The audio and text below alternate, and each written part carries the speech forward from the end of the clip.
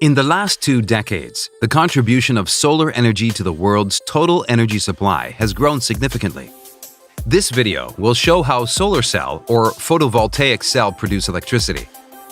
Energy from the sun is the most abundant and absolutely freely available energy on planet Earth. In order to utilize this energy, we need help from the second most abundant element on Earth, sand. The sand has to be converted to 99.999% pure silicon crystals to use in solar cells. To achieve this, the sand has to go through a complex purification process as shown.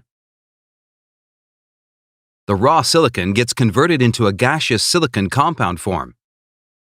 This is then mixed with hydrogen to get highly purified polycrystalline silicon. These silicon ingots are reshaped and converted into very thin slices called silicon wafers. The silicon wafer is the heart of a photovoltaic cell. When we analyze the structure of the silicon atoms, you can see they are bonded together. When you are bonded with someone, you lose your freedom. Similarly, the electrons in the silicon structure also have no freedom of movement. To make the study easier, let's consider a 2D structure of the silicon crystals. Assume that phosphorus atoms with 5 valence electrons are injected into it. Here, one electron is free to move. In this structure, when the electrons get sufficient energy, they will move freely. Let's try to make a highly simplified solar cell only using this type of material. When light strikes them, the electrons will gain photon energy and will be free to move. However, this movement of the electrons is random. It does not result in any current through the load. To make the electron flow unidirectional, a driving force is needed.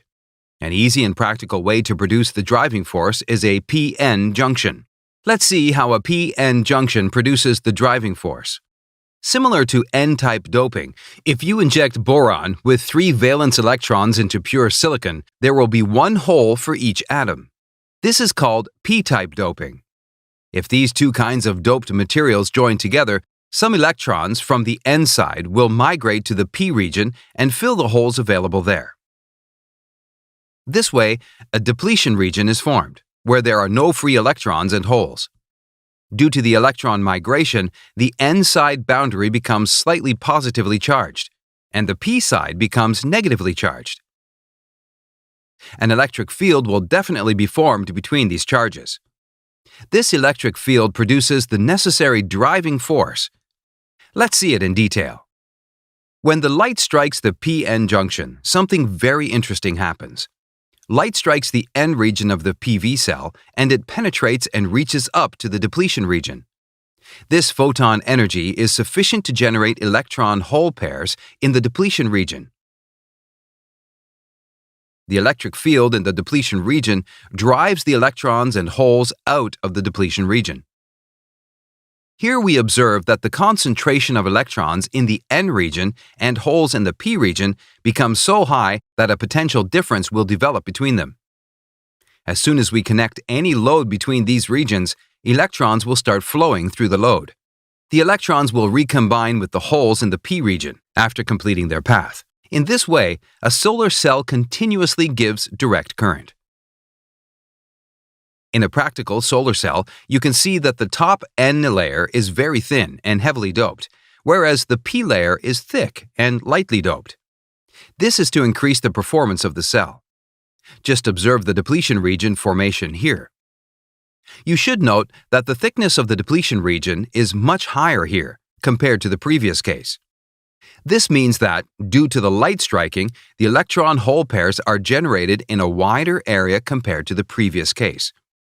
This results in more current generation by the PV cell. The other advantage is that due to the thin top layer, more light energy can reach the depletion region. Now, let's analyze the structure of a solar panel. You can see the solar panel has different layers. One of them is a layer of cells. You will be amazed to see how these PV cells are interconnected. After passing through the fingers, the electrons get collected in bus bars. The top negative side of this cell is connected to the back side of the next cell through copper strips. Here, it forms a series connection. When you connect these series-connected cells parallel to another cell series, you get the solar panel. A single PV cell produces only around 0.5 voltage. The combination of series and parallel connection of the cells increases the current and voltage values to a usable range. The layer of EVA sheeting on both sides of the cells is to protect them from shocks, vibrations, humidity, and dirt. Why are there two different kinds of appearances for the solar panels? This is because of the difference in the internal crystalline lattice structure. In polycrystalline solar panels, multi-crystals are randomly oriented.